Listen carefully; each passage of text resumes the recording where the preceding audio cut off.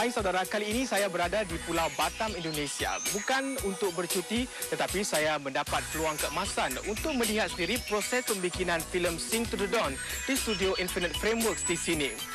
Filem itu terbitan bersama Mediacorp Raintree Pictures, Infinite Frameworks dan penguasa pembangunan media MDA. Mengapakah sebuah filem animasi mendapat perhatian kami kali ini? Kerana ia merupakan perkembangan dunia teknologi yang hangat diperkatakan di Singapura kini. Anda ingin tahu lebih lanjut mengenainya? Jom ikut saya. Sing to the Dawn mengisahkan tentang seorang budak perempuan dari sebuah kampung yang berjaya memenuhi impiannya setelah berjaya meraih beasiswa untuk melanjutkan pelajaran di bandar. Ia berdasarkan cerita tulisan Min Fong Ho yang diterbitkan pada tahun 1975. Sebahagian besar kerja-kerja penerbitan filem ini dilakukan di studio Infinite Frameworks di Pulau Batam. Studio ini yang pertama di Asia menggunakan sistem pengurusan aset pusat yang mengizinkan proses kerja dari peringkat lakaran, rangka karakter, pergerakan hinggalah post-produksi. Saya difahamkan teknologi yang digunakan di studio ini adalah yang tercanggih dalam pasaran kini dan ia juga setaraf dengan yang digunakan studio-studio besar seperti Pixar dan DreamWorks. Sekumpulan pakar antarabangsa mengetuai satu pasukan lebih 70 juru animasi dari Singapura dan Indonesia. Mereka termasuk Stephen Reed dari UK yang pernah terlibat dalam filem animasi seperti Happy Feet dan pengarah filem dari Kanada Phil Mitchell. Industri animasi adalah antara industri yang sedang berkembang pesat di dunia dan nilainya dianggarkan bernilai 80 bilion dolar Amerika menjelang 2010. Perusahaan media digital interaktif dikenal pasti sebagai sektor pertumbuhan utama ekonomi negara untuk tahun-tahun mendatang.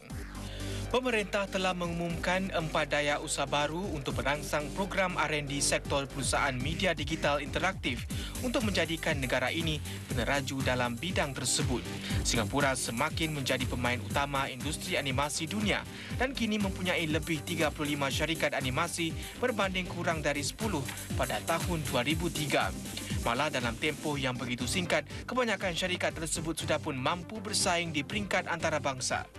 Ini boleh dilihat daripada persetujuan dengan syarikat-syarikat media terbesar dunia untuk menerbitkan siri animasi bernilai lebih 300 juta dolar Amerika yang ditandatangani di pameran perdagangan televisyen terbesar di dunia, MIP TV, awal bulan ini.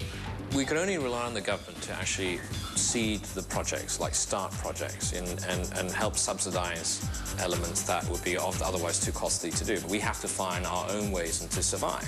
It's not necessary to have everything being produced in Singapore to show that Singapore is growing in terms of this industry. So we become a lot more upstream and a lot more virtual and flexible. Dengan menempatkan studio animasinya di Indonesia, Mediacorp Raintree Pictures dan Infinite Frameworks mampu mendapatkan khidmat juru animasi berbakat pada kos yang lebih rendah. Pada wadah siber seperti blog dan forum internet digunakan untuk mendapatkan mereka. Kita akan lihat apa yang telah mereka hasilkan dulu sebelumnya. Jadi, apakah mereka pernah memproduksi film pendek atau short animation sebelumnya, atau mungkin mereka ada tugas kuliah atau juga pekerjaan di bidang iklan TV atau advertising pernah dihasilkan sebelumnya. Ramai juru animasi di sini melihatnya sebagai peluang keemasan untuk mengasah kepakaran mereka. Ini pengalaman pertama. Sebelumnya belum pernah melakukan animation yang sebesar ini. Seluruh solusi yang kita kerjakan itu harus bisa bekerja untuk seluruh durasi movie ini yang bisa dibilang sekitar 90 menit. Jadi seluruh perencanaan dari awal memang harus matang. Dengan terlibat dalam proyek yang lebih besar dengan skop yang lebih luas, kita juga dituntut untuk meningkatkan kualiti kita. The level of competence of animation in Southeast Asia is high given the lack of experience that the crews have. And the best thing to increase the level of competency and skill and artistry is for more projects to go through the area, and that's going to happen.